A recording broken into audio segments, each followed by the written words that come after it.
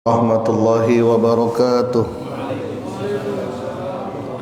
Bismillahirrahmanirrahim. Alhamdulillahi rabbil alamin. Wassalatu wassalamu ala sayyidina Muhammadin wa ala alihi wa sahbihi ajma'in, amma ba'du. Ila hadratin Nabi Mustafa Muhammadin sallallahu alaihi wasallam, khususan li jamil mufassirin al-maktubina fi hadzal kitab. Anna Allah yataghassakhum birrahmah wa yuskinumul jannah wa yu'idu ilayna min barakatihim wa asrarihim wa karamatihim bi barakatil Fatihah. Ya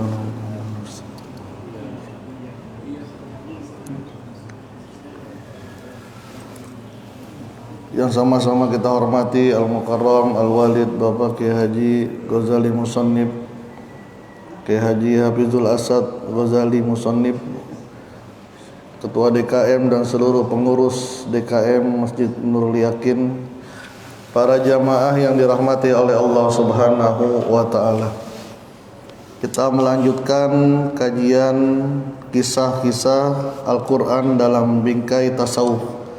Kisah ke-9 halaman 85.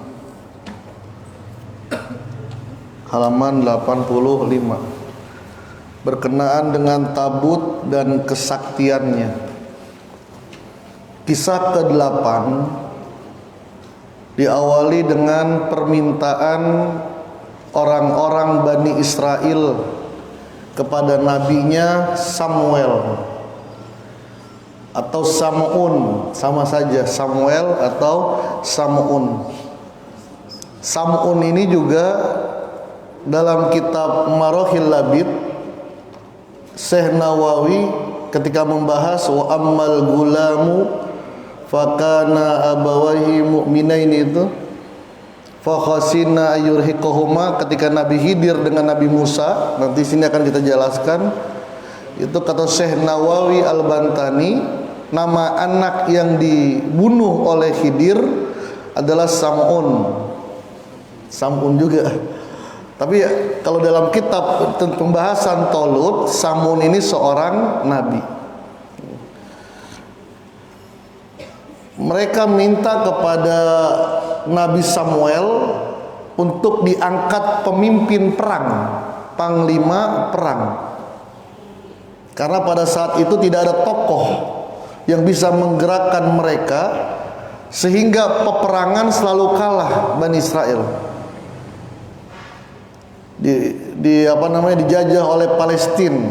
Palestina itu dulu penyembah berhala. Atau Kanaan itu Jalut, itu dari Syam. Setiap perang mereka kalah karena tidak ada tokoh kepemimpinan pada saat itu. Datanglah mereka kepada Samuel setelah memohon kepada Allah. Singkat cerita, diangkatlah Tolut sebagai pemimpin.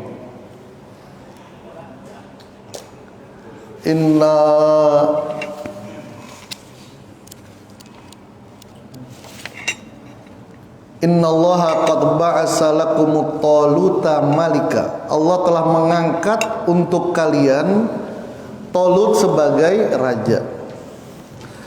Diproteslah oleh orang Bani Israel. Inilah karakter Bani Israel.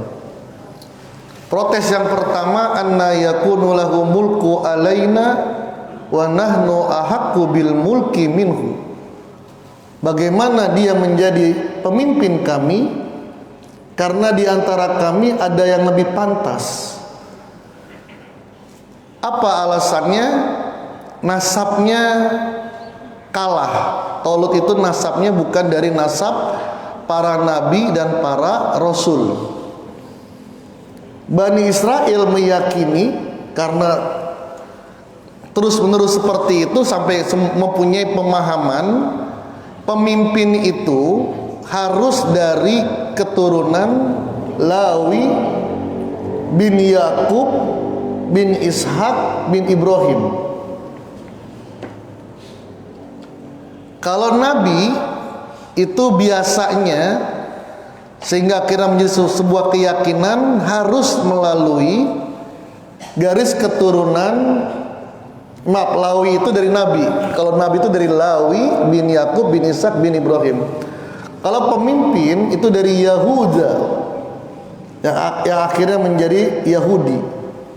Nisbat Yahudi itu dari Yahuda bin Yakub bin Ishak bin Ibrahim. Jadi dua keturunan inilah dia yang menjadi nabi dan menjadi pemimpin, raja. Sedangkan Tolut ini dari garis Bunyamin bin Yakub bin Ishak bin Ibrahim. Maka diprotes, ini garis keturunannya lemah nih. Alasan yang kedua, walam yu'ta sa'ata minal mal. Tolut itu bukan orang kaya, orang miskin. Kerjanya itu mengisi air ke rumah-rumah. Dan sampingannya menyamak kulit. Kerja kasar lah. Penghasilannya pas-pasan. Ini yang diprotes oleh mereka. Bukan dari garis keturunan, kalau bahasa kita garis keturunan darah hijau lah, hijau, biru. Kedua, bukan dari keturunan orang kaya. Apa jawabnya dari Nabi Samuel? Innallaha astafahu alaikum wa zadahu bastatan fil ilmi wal jism. Yang milih bukan saya, bukan atas musyawarah, tapi innallaha astafahu, sesungguhnya Allah yang memilihnya. Wazadahu bastatan fil ilmi wal jism. Meskipun garis keturunannya lemah menurut kalian, meskipun hartanya sedikit, innallaha wazadahu, Allah memberikan kelebihan baginya, bastatan fil ilmi wal jism, keluasan ilmu, cerdas orangnya, pinter, wal jism, badannya kuat. Karena pada saat itu diriwayatkan oleh Ibnu Katsir, tidak ada orang yang tingginya seperti Tolut. Orang yang paling tinggi pada saat itu sepundaknya Tolut, dan badannya besar, kuat. Tetap saja mereka nggak meyakini. Tetap saja mereka tidak meyakini. Sedangkan yang ngomong seorang nabi. Nabi dan Rasul adalah dalil. Maka nggak mungkin seseorang minta dalil dari nabi. Apa yang dikatakan oleh nabi dan Rasul adalah dalil. Maka tidak pantas meminta dalil kepada dari dalil. Tetap mereka atina dalil, berikan kami bukti bahwa Allah benar-benar ngangkat dia. Maka dalam surah Al-Baqarah ayat 248, wa qala lahum nabiyuhum inna ayata mulkihi ayatiyakumut tabut.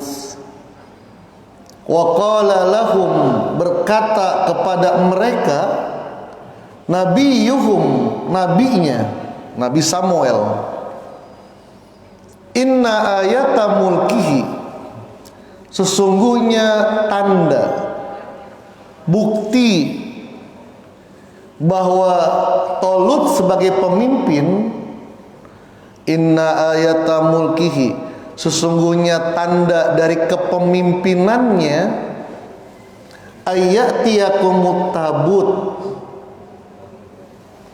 Allah mendatangkan, ayatiyakumut tabut, tabut datang kepada kalian. Hakikatnya Allah yang mendatangkan, mengembalikan tabut kepada kalian. Apa itu tabut? Peti, sundukut Taurat, sundukus Sahada, the Ark of Covenant, peti perjanjian Tuhan.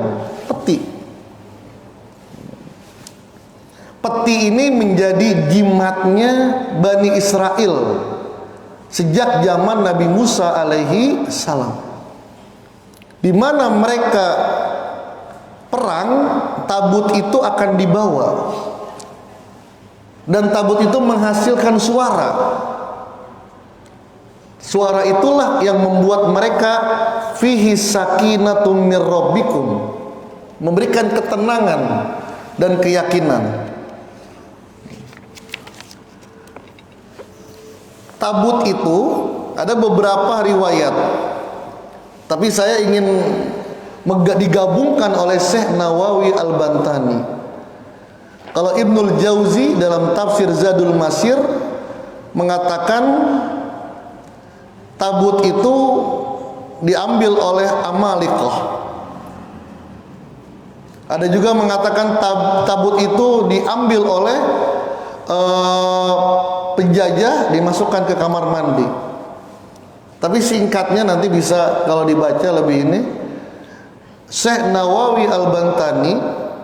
Jadi kalau baca tafsir Nawawi itu luar biasa. Kita mengatakan ini orang Indonesia tapi ilmunya luar biasa lah. Zauq Arabinya udah kayak orang Arab. Maka benar-benar ketika Marahil Labid itu terbit, itu menggeparkan negara Arab lah. Dan seorang ulama yang mengharumkan Nusantara, negara Indonesia. Syekh Nawawi mengatakan tabut itu diambil oleh malaikat. Diambil oleh malaikat, dijaga oleh malaikat, dibawa kemana? Suatu tempat lah. Sampai ketika Tolut muncul, tabut itu datang. Percis pembahasannya dalam kitab Al-Kasyafnya Az-Zamakhsyari. Syekh Az-Zamakhsyari dalam kitab tafsir Al-Kasyaf, beliau meruntun, jadi menggabungkan semuanya. Awalnya tabut itu menjadi perebutan. Biasanya kan orang perang itu kan bawa harta. Di antaranya kalau Bani Israel itu perang, tabutnya dibawa. Tapi sudah hilang, karomahnya udah hilang. Udah hilang karomahnya. Kalau dulu zaman Sunan Gunung Jati, zaman Cirebon, kalau perang itu bawa bendera Kanoman. Jadi kalau melihat bendera, udah mereka luar biasa sudah. Dan sekarang masih ada benderanya. Ini seperti tabut lah. Tapi ketika pasukan Bani Israel kalah, diambillah oleh penjajah, oleh Amalikah, oleh Jalut. Terkadang di sini Ibnu Katsir, bisa dilihat halaman 86, Ibnu Katsir menjelaskan dalam tafsir Ibnu Katsir, tabut ini disembunyikan dalam suatu perkampungan di Palestina. Ada yang mengatakan ditaruh bersamaan dengan berhala. Ada juga riwayat terkadang diambil lagi oleh Amalikah, ditaruh di WC. Jadi kalau orang pengen kencing, buang air kecil, itu buangnya ke tabut. Kenapa? Tabut kan keyakinan Bani Israel. Orang-orang yang penyembah berhala ingin menghinakan apa yang dimuliakan oleh mereka. Apa yang terjadi? Tiba-tiba turunlah wabah virus. Jadi rakyatnya itu pada ambeien semua. Kemudian sawahnya diserang oleh tikus. Akhirnya dibalikkan lagi kepada Bani Israel. Perang lagi, diambil lagi oleh penjajah. Seperti itu terus. Akhirnya diambil oleh malaikat. Hilang. Semenjak tabut itu hilang, maka sudah tidak ada giroh atau semangat berperang orang Bani Israel. Fihi sakinatum mir rabbikum. Di dalam tabut itu ada ketenangan. Ada ketenangan. Ini bahasanya jimat jadinya. Jadi kalau ada bertanya jimat itu hukumnya apa? Kan kalau berbicara tentang hukum kan asalnya dulu. Asal hukumnya apa? Setelah itu nanti instrumen-instrumen lainnya nanti beda lagi. Jadi asal hukum jimat boleh. Dalilnya apa? Ini. Tapi Ustadz kalau dia yakin kepada jimat melebihi kepada Allah, itu lain lagi tuh, instrumen-instrumennya lagi tuh, furu'nya itu. Hukum handphone apa? Boleh. Tapi kalau di dalamnya tuh gambar-gambar yang nggak benar, itu lain lagi nanti. Begitu pula seperti ini. Hukum jimat apa? Bukan haram. Asalnya boleh. Tapi bagi orang yang akidahnya lemah, lebih baik jangan. Kan gitu. Fihi sakinah. Kan jimat begitu. Jimat kan karakternya begitu, memberikan ketenangan. Sugesti. Selama kita meyakini ketenangan itu datangnya dari Allah, selesai, gak apa-apa. Selama kita meyakini benda itu adalah makhluk, gak apa-apa. Maka perlu belajar akidah, husnul hamidiyah, qaumiyut tughyan, atau jauhar tauhid, itu perlulah. Atau bukunya Habib Usman Mufti Betawi, sifat 20, itu luar bagus itu. Untuk meyakinin. Kalau sudah meyakinin Allah sebagai Tuhannya, udah terserah. Jangan takut dikatakan memputuskan Nabi Muhammad. Bahkan berdoa, ya Rasulullah husbiyadi, udah gak ada masalah. Ya Rasulullah ambil tanganku. Ya Rasulullah isfa'lana. Bahkan lagi sakit yang disebut apa? Ya Muhammadah, ya Muhammadah, kan begitu. Abdullah bin Umar lagi sakit, sakit beliau. Minum obat apapun gak sembuh. Akhirnya datang tabib, bertanya siapa orang yang paling dia cintai. Rasulullah. Sebut namanya. Rasulullah sudah meninggal. Teriak langsung, ya Muhammadah, ya Muhammadah, ya Muhammadah. Allah kasih sembuh. Itu fihi sakinah. Fihi sakinah. Dan ini obat virus corona, ya fihi sakinah. Min rabbikum wa baqiyatum mimma taraka alu Musa wa alu Harun. Dan peninggalan-peninggalan dari Nabi Musa dan Nabi Harun. Termasuk ada beberapa yang ada di tabut ini. Berkenaan dengan sakinah itu di halaman 87 ada beberapa pendapat ulama. Ada yang mengatakan ketenangan dan kedamaian, angin kencang dan sebagainya. Tapi yang paling kuat adalah yang dikatakan oleh Az-Zamakhsyari, Ibnu Taimiyah, Ibnul Atiyah dan Al-Qurtubi. As-sakinah adalah ketenangan dan ketentraman yang Allah berikan kepada kaum Bani Israel dengan adanya tabut yang berisi peninggalan keluarga Musa dan keluarga Harun. Apa di dalamnya? Tongkatnya Nabi Musa, sendalnya Nabi Musa, pakaiannya Nabi Musa, sorban imamannya Nabi Harun, selendang Nabi Harun, tongkat Nabi Harun, 2 papan bertulisan ayat-ayat dalam Taurat, kepingan-kepingan dari patung anak sapi, dan peninggalan ulama Bani Israel. Ini sekarang kita lihat bagaimana tafsir sufinya, tafsir isarinya. Yang pertama Al-Qusairi, Abu Qasim Al-Qusairi, yang biasanya kita sering baca kitab beliau Ar-Risalah Al-Qusairiyah. Beliau punya kitab kalau dalam tafsirnya Lataiful Isarah. Bukan kitab usul fiqh caranya Waraqat, tapi ini lain lagi, Lataiful Isarah dalam tafsir Isari. Apa? Inna ayata mulkihi ayatiyakumut tabut. Tiba-tiba tabut itu datang. Apa maknanya yang tersirat? Seseorang yang dimuliakan oleh Allah itu akan diberikan instrumen-instrumen tanda-tanda akan kemuliaan orang itu. Dulu Nabi dan Rasul. Dulu Nabi dan Rasul.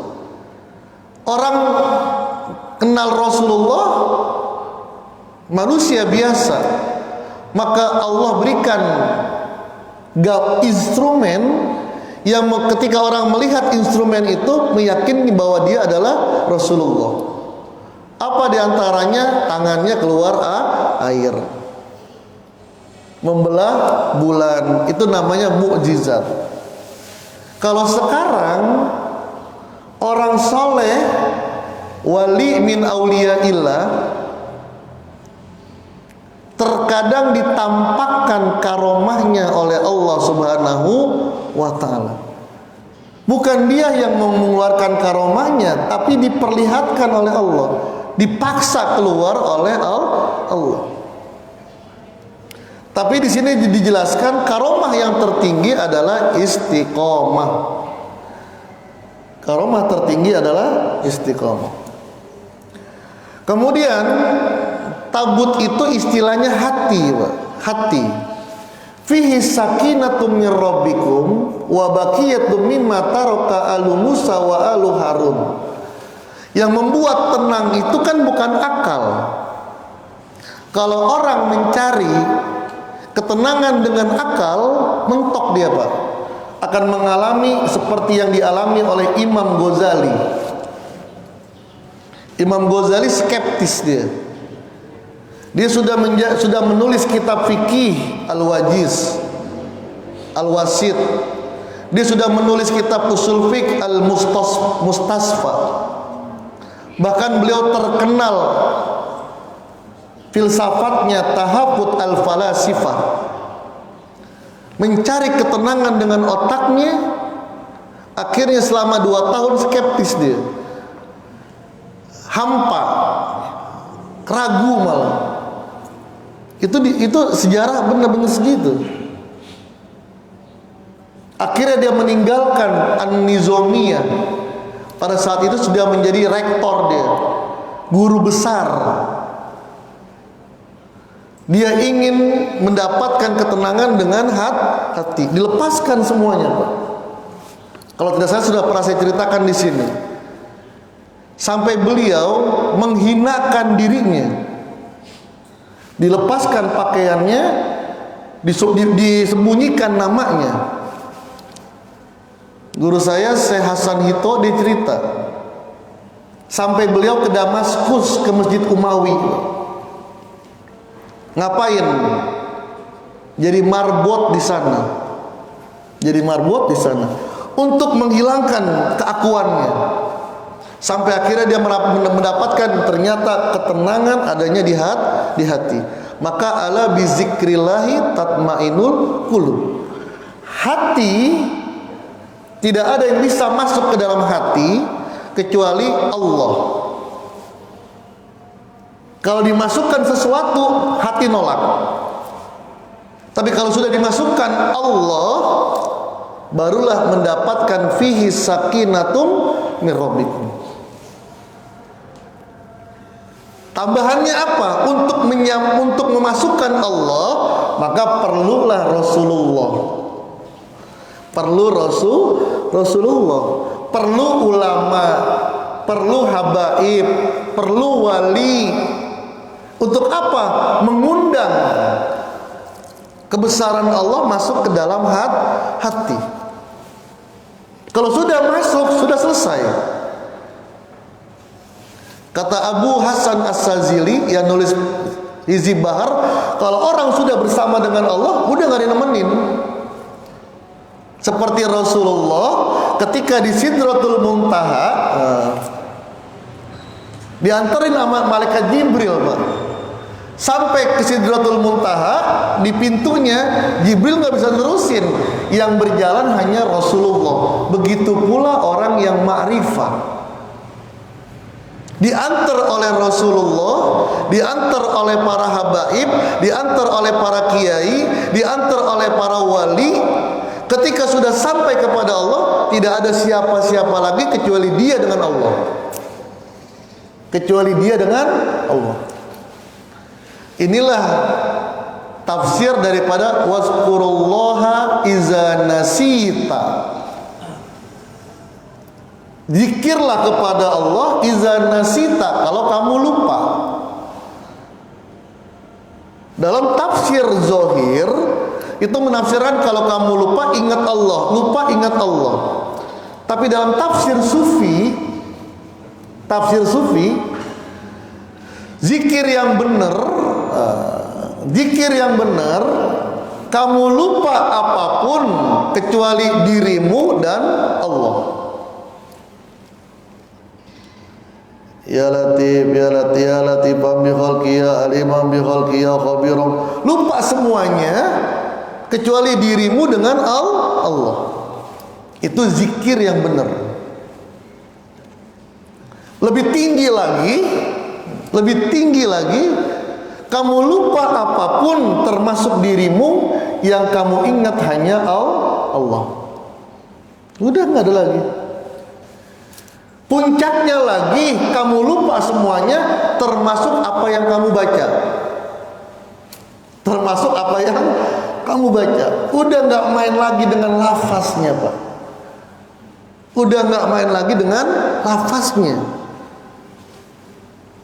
Sudah zauq, udah rasa dia. Kok bisa begitu? Karena intinya zikir itu apa? Nyampe kepada Allah. Intinya zikir, Pak. Intinya zikir itu biar kita sampai kepada Allah. Ana ma'aman zakaroni. Aku bersama dengan orang yang berzikir kepadaku. Itu intinya zikir. Ketika kita sudah sampai kepada Allah, Allah nyampainya gimana? Allah bukain tabir doang dikit aja, Pak. Dibuka tabir dikit aja. Melihat kebesaran Allah dengan hati. Inilah yang bahasanya Rabi'atul Adawiyah, wa kasfukal hajba hatta araka. Yang aku harapkan adalah engkau bukakan hijabmu sampai aku bisa melihatmu. Ketika sudah melihat kebesaran Allah, maka semuanya lupa, termasuk apa yang kita baca. Maka terkadang orang mau melihatnya, ini zikirnya ngaco nih, gitu. Zikirnya ngaco nih. Dulu zikir Suralaya begitu. La ilaha illallah, la ilaha illallah, la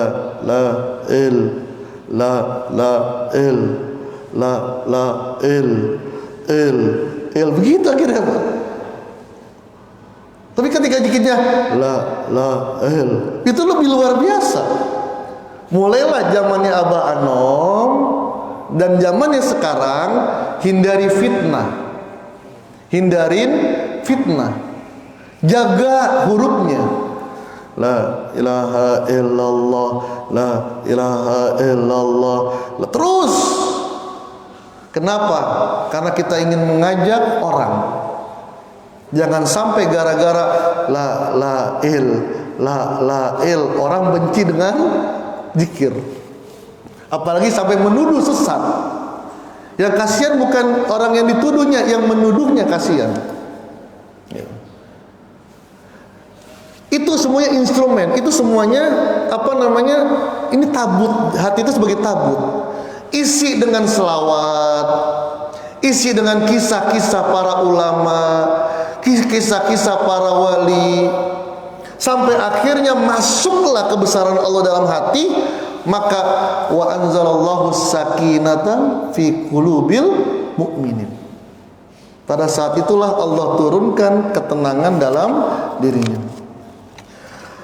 Kalau dalam kitabnya Syekh Abdul Qadir Al-Jailani, dia punya tafsir Al-Jailani 6 jilid kalau ditahqiqnya oleh Profesor Dr. Fadil Al-Jailani. Syekh Fadil cerita langsung. Ketika saya nemenin beliau, nggak pinjam telinga, nggak pinjam mulut. Saya nanya langsung sama Syekh Fadil. Syekh Fadil itu keturunannya Syekh Abdul Qadir Jailani, Fadil Al-Jailani. Beliau itu zuriyah dan nuriyahnya. Keturunan Syekh Abdul Qadir, nuriyahnya beliau itu sudah 30 tahun menghidupkan kakeknya. Yuhyi jaddahu Syekh Abdul Qadir, menghidupkan. Gimana caranya? Beliau mencari manuskrip karyanya Syekh Abdul Qadir. Manuskrip itu tulisan tangan. Karya-karya Syekh Abdul Qadir dicari di manuskrip, yang masih manuskrip, kemudian ditakik dan dicetak. Itu istilahnya menghidupkan. Banyak takik-takik itu. Jadi beliau fokus dengan karya-karyanya Syekh Abdul Qadir untuk memperkenalkan Syekh Abdul Qadir itu bukan sakti doang gitu. Futur Rabbani, Al-Bunya fi Talabi Tariqil Haq, ada juga Safinatul Qadiriyah. Banyak karya-karya beliau. Bahkan beliau, tapi saya belum dapat bukunya, Syekh Abdul Qadir pernah nulis politik, ilmu politik. Kata beliau pun ada bukunya, nanti akan dicetak. Kitab Al-Jailani, tafsir Al-Jailani, saya nanya begini, Syekh, antum kan cucunya Rasulullah. Beliau tuh orang Turki, tapi bahasa Arabnya bagus lah. Seminggu saya bersama dengan beliau ketika ziarah ke Wali Songo. Beliau ikut rombongan Toriko kita. Saya yang kalau beliau ceramah, saya yang diminta untuk menerjemahin karena itu. Jadi sering diskusi. Dia bilang, Syekh Abdul Qadir sering datang nggak? Saya bilang gitu. Ente ngapain nanya begitu? Enggak kan ya. Bilang ente antum kan zuriyahnya, min nasabihi, nasabnya, terus menghidupkan beliau dengan karya-karya beliau diangkat semuanya. Orang berkenal, orang bisa kenal karyanya Syekh Abdul Qadir dengan diangkat manuskrip-manuskripnya. Dia bilang laulahu ma dakhaltu ka Vatikan. Kalau bukan karena kakek saya, Syekh Abdul Qadir, saya tidak akan bisa masuk ke perpustakaan Maktab Vatikan. Jadi beliau tuh ketika di Vatikan langsung dipersilakan masuk ke perpustakaannya Vatikan. Dan di sana tertulis Philosophy of Islam, Abdul Qadir Al-Jailani. Karya-karya si Abdul Qadir banyak yang manuskrip adanya di Vatikan, termasuk tafsir Al-Jailani. Termasuk tafsir, saya mendapatkan tafsir Al-Jailani langsung dari Vatikan. Maka diyakinin Bible, Injil yang asli itu ada di Vatikan. Ada di Vatikan. Cuman mereka nggak mau mengeluarkannya. Karena orang barat itu terkenal menjaga manuskrip. Kalau Syekh Abdul Qadir Al-Jailani menafsirkan dalam tafsir sufinya kisah Talut dengan Bani Israel, ini menggambarkan murid yang nggak baik, umat yang tidak baik, umat yang nggak baik lah. Kenapa? Masih minta bukti dari perkataan Nabi dan Rasulnya. Ini adabnya udah nggak bagus. Adab kan di atasnya akhlak. Akhlaknya udah nggak bagus. Kenapa? Karena Samuel itu adalah dalil. Kenapa minta dalil dari dalil? Sedangkan umat yang paling bagus sami'na wa ata'na. Apapun yang dikatakan oleh Nabi dan Rasulnya sudah ditaati. Abu Bakar pun begitu.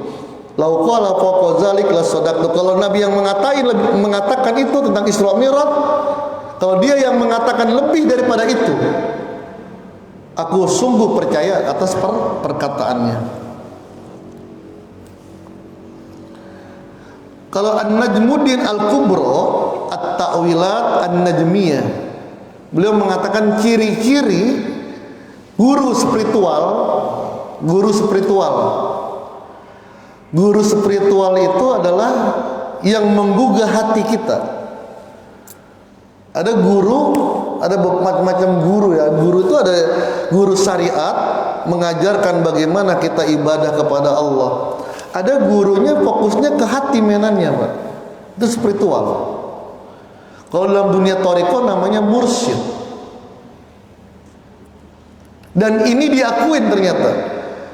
Ibnu Taimiyah, disertasi saya tentang Ibnu Taimiyah, tentang Ibnu Qayyim al-Jauzi. Jadi saya saat ini sedang berkecimpung dengan beliau lah. Tidur pun saya dengan beliau sekarang, baca buku beliau. Ternyata Ibnu Taimiyah itu nggak benci dengan thariqah, nggak benci dengan tasawuf. Siapa Ibnu Taimiyah? Figurnya Wahabi. Kalau misalnya dalam dunia tasawuf, figurnya siapa? Abdul Qadir Al-Jailani, Imam Ghazali.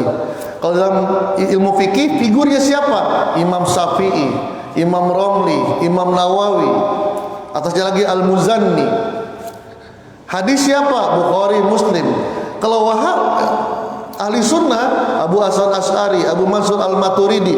Kalau Wahabi, tokohnya dua, Pak. Ibnu Taimiyah dan Ibnu Qayyim Al-Jauzi. Yang sangat disayangkan, orang-orang Wahabi ini nggak baca bener-bener bacaan Ibnu Taimiyah. Jadi Ibnu Taimiyah itu nggak ada bencinya dengan Sufi, Pak.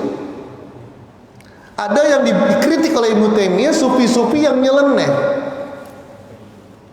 kayak Al-Hallaj, Ibnu Arabi, Abu Yazid Al-Bustami yang mengatakan ana Tuhan, saya Tuhan, ma fi jaibi illallah. Ibnu Taimiyah saya yakin dia paham perkataannya, tapi dia takut umat menjadi sesat, maka dilaranglah orang membaca karyanya Ibnu Arabi. Tapi dalam kitab Fatawa, Majmu' Fatawa, nanti bisa dilihat juz 11. Itu di halaman pertama langsung itu. Ketika ada orang bertanya, siapa itu Sufi? Sufi itu ada 3, Pak. Ibnu Taimiyah membagi Sufi itu 3. Yang pertama, Sufiyatul Haqa'iq, Sufi yang hakiki. Siapa dia? Yang berusaha untuk sampai kepada Allah, orientasinya Allah. Yang kedua, Sufiyatul Arzaq, Sufi rezeki, Sufi nyari rezeki, Sufi nyari rezeki. Ini pun gak apa-apa. Kalau ada Sufi ngejual amalan, ini pun masih gak apa-apa, Pak. Bukan dilarang. Bukan dilarang. Sufi yang masih itulah, masih duniawi, itu pun nggak apa-apa. Cuman katanya ada 3 syarat. Pertama, dilihat akhlaknya, dilihat amaliyahnya, ibadahnya. Kemudian nggak berlebih-lebihan dalam keduniawian. Ikutin dia. Tapi kalau sudah berlebih-lebihan, tinggalin. Ada juga Sufiyatul Rasm. Siapa Sufiyatul Rasm? Dia ahli tasawuf, tapi dia nggak mengamalkan. Dia ahli tasawuf, tapi dia nggak mengamalkan ilmu tasawufnya. Emang ada ustadz, ada guru besar di Indonesia, ahli tasawuf rata-rata tidak mengamalkan thariqahnya. Di Barat, Mornington, banyaklah ahli-ahli Barat, ahli tasawuf, Pak. Ibnu Arabi dia nguasain. Kalau belajar tentang Syekh Abdul Qadir dia nguasain, kitab kuning dia nguasain, tapi dia nggak masuk agama Islam. Di antara thariqah itu ada namanya Dr. Budi Rahman Hakim. Dia itu yang megang pesantren di Jagat Aras di Tangerang. Belum lama beliau ngambil PhD, S3-nya di Belanda tentang thariqah Qadiriyah Naksabandiyah Suryalaya. Pembimbingnya 3 profesor ahli tasawuf. Ahli tasawuf, promotor disertasi kan profesor. Nggak mungkin dia nggak nguasain tasawuf. Nguasain tasawuf luar biasa. Tapi bukan orang Islam. Bukan orang Islam. Tapi kalau berdebat tentang tasawuf, tentang al-khauf, roja, mahabbah, fana, bako, kalah kita. Itu namanya Sufiyatul Rasm. Jadi Sufiyatul Haqaiq itu adalah orang yang guru Sufiyatul Haqaiq, ciri-cirinya kata Najmuddin itu seperti tabut. Apa? Kalau kita dekat dengannya, hati kita tenang. Kalau kita dekat dengannya, duduk di samping Habib Umar. Beliau itu sudah guru rohani, beliau itu dekat dengan habaib yang sudah kewaliannya lah, dekat dengan beliau, tenang, udah tabut itu udah. Seperti tabut. Maka mujalasatus sholihin itu luar biasa. Baik, mudah-mudahan ini mungkin ada pertanyaan, silakan kita diskusi tentang ini. Dipersilakan kalau ada pertanyaan.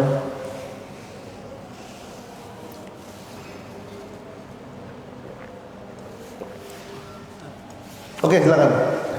Asal kata pengambilan sufi itu dari asal katanya apa? Baik. Saya ngambilnya dari Majmu'atul Fatawa ya. Ada yang mengatakan sufi itu dari as-sof. As-sof, barisan.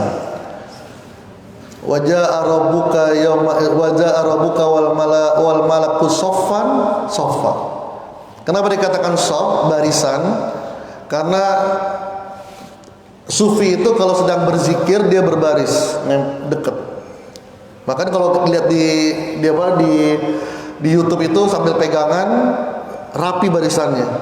La ilaha illallah, la gitu barisan. Dan mengatakan barisan di hadapan Allah, barisan terdepan di hadapan Allah. Tapi ini dikritik oleh Ibnu Taimiyah. Kalau sof maka bukan sufi tapi sofiyu. Ada yang mengatakan sufah. Sufah itu jadi pesantrennya Nabi Muhammad Rasulullah. Jadi kalau ada orang-orang dari mana-mana pengen dekat dengan Nabi, mujawarah sama Rasulullah, dekat dengan Nabi, maka ditempatkan di depan rumahnya. Kalau kita ziarah ke makam Rasulullah kan ada tempat itu, panggung. Itu namanya sufah. Maka orang yang di situ disebut dengan ahli sufah. Orang yang nggak ngapa-ngapain, nggak kerja, nggak ngapa-ngapain, cuma ibadah dekat Nabi. Karena nggak mampu untuk bekerja. Sufi karena seperti itu pada saatnya, maka dikatakan sufah. Tapi itu pun dikritik oleh Ibnu Taimiyah. Kalau sufah maka bukan sufiyu, tapi sufiyu. Nggak ada wawunya. Bukan sufiyu tapi sufiyu.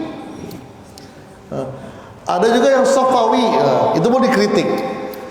Yang kata Ibnu Taimiyah ada dua yang bisa terjadi. Pertama dari as-suf. Suf itu bulu kambing. Wol, bulu domba. Kenapa? Diawali oleh Syekh Abdul Wahid. Syekh Abdul Wahid itu muridnya Hasan bin Ali bin Abi Thalib. Jadi tabiin dia. Karena belajarnya kepada Hasan bin Ali. Abdul Wahid itu orang Basrah, Irak. Beliau itu hidupnya zuhud. Dia orang kaya tapi zuhud dia. Abdul Wahid siapa gitu lupa saya. Akhirnya kemana-mana dia pakai bulu, pakai kulit domba, wol. Tapi bukan wol sekarang kan mahal. Wol kasar pak. Jadi kalau keringetan baunya nggak enak. Biasanya murid itu ngikutin gurunya. Maka ketika gurunya pakai seperti itu di Basra, banyak yang memakai seperti itu. Wol, maka disebut sufi. Ada yang mengatakan Abu Hasim as-Sufi karena kemana-mana dia pakai wol. Ini bisa. Tapi lebih kuatnya lagi kata Ibnu Taimiyah dari sofa, kejernihan, sofa. Apa ciri-cirinya? Kitmanul ma'ani wa tarkul da'awi. Tuh. Jadi Ibnu Taimiyah mengatakan gini, ketika ada yang mengatakan as-sufiyu afdalul khalqi ba'dan nabi, Itu ada ungkapan seperti itu. As-sufi afdalul khalqi ba'dan nabi. Sufi itu sebaik-baiknya manusia setelah nabi. Ibnu Taimiyah nggak ngebantah. Apa kata Ibnu Taimiyah?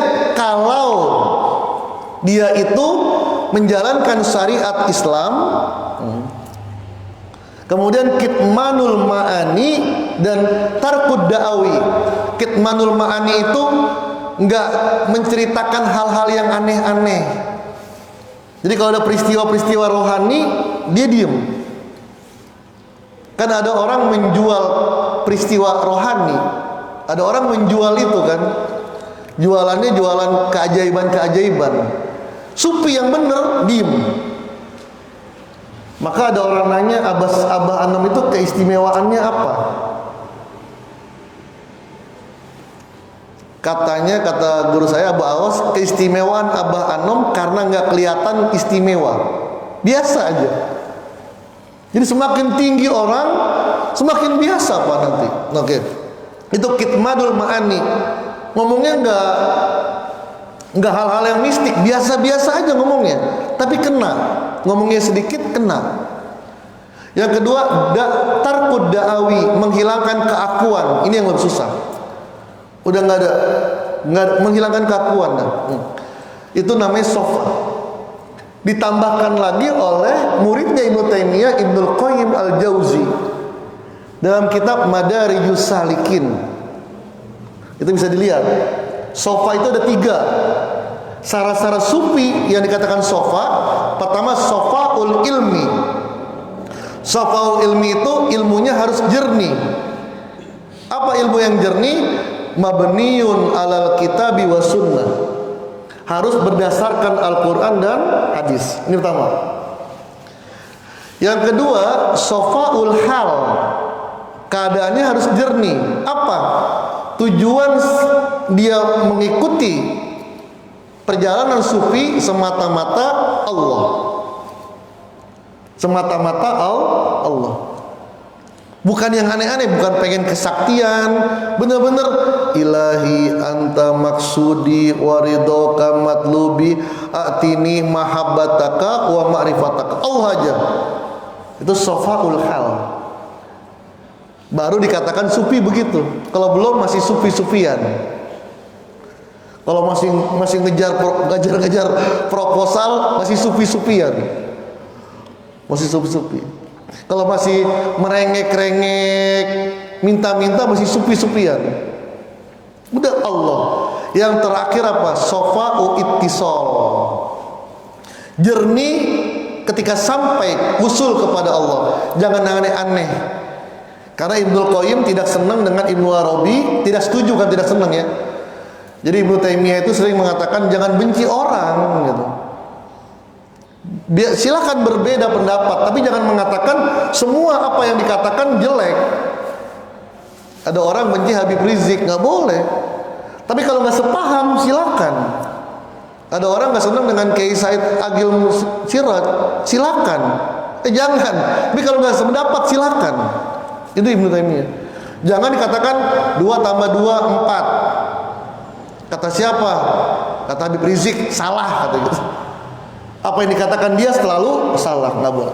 Jadi Ibnu Taimiyah, Ibnu Qayyim begitu, nggak dibenci dia, tapi pendapat ini nggak setuju, nggak sepaham, gitu. Jadi sofa gitu, sufi. Ya mungkin ada lagi, ya silakan. Apa maksud perkataan Imam Ghazali, la tasihul ibadah ba'da ma'rifatul ma'bud?